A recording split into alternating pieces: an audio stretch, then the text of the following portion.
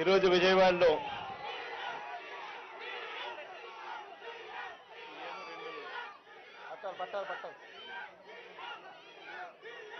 మంచి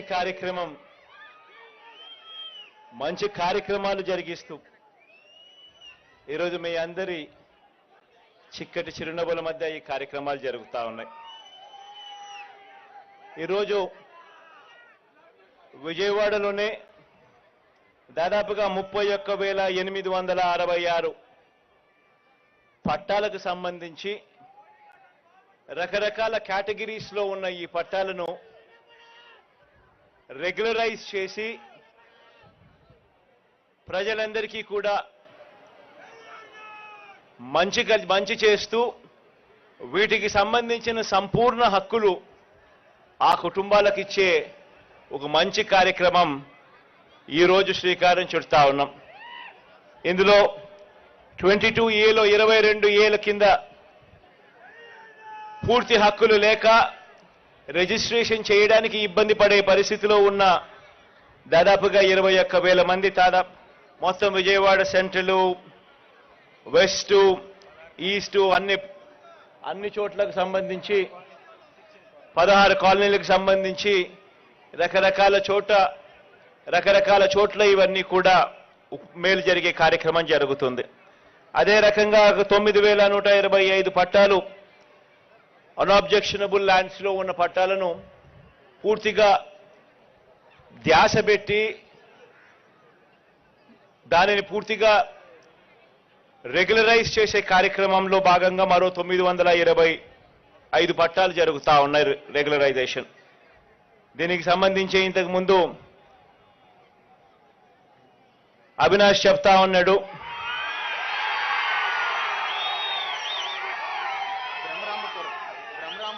బ్రహ్మరాంబపురంలో ఏ మాదిరిగా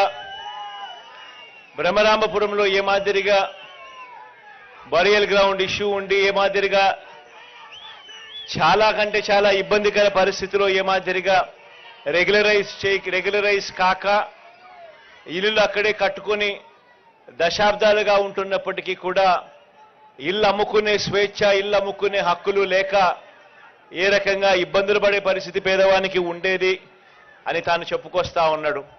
అవన్నీ కూడా ఈరోజు సొల్యూషన్స్ చూపుతూ ఈరోజు అటువంటివన్నిటినీ కూడా రెగ్యులరైజ్ చేసే కార్యక్రమాలు జరుగుతూ ఉన్నాయి. మొత్తంగా దాదాపుగా 31,866 పట్టాలకు సంబంధించి రకరకాల రెగ్యులరైజేషన్ అనే కార్యక్రమాలు ఒకవైపున జరిగిస్తూ ఉండగా మరోవైపున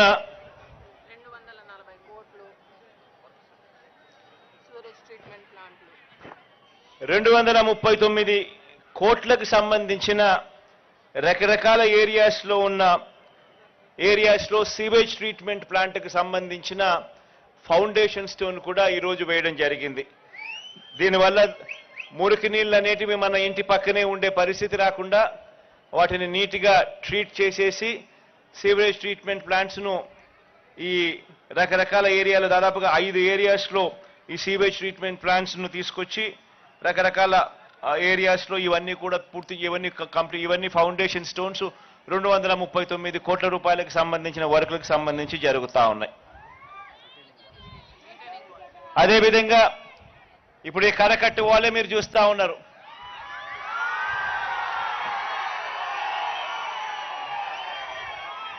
ఇటువైపున అటువైపున ఈ 2 కరకట్టు గోడలు కూడా దాదాపుగా 500 కోట్ల రూపాయలతో ఈ కరకట్టు గోడను కట్టడమే కాకుండా ఇక్కడ కరకట్టు గోడ మీద కృష్ణలంక ప్రాంతం ఎప్పుడూ కూడా మునిగిపోతా ఉన్న పరిస్థితులే.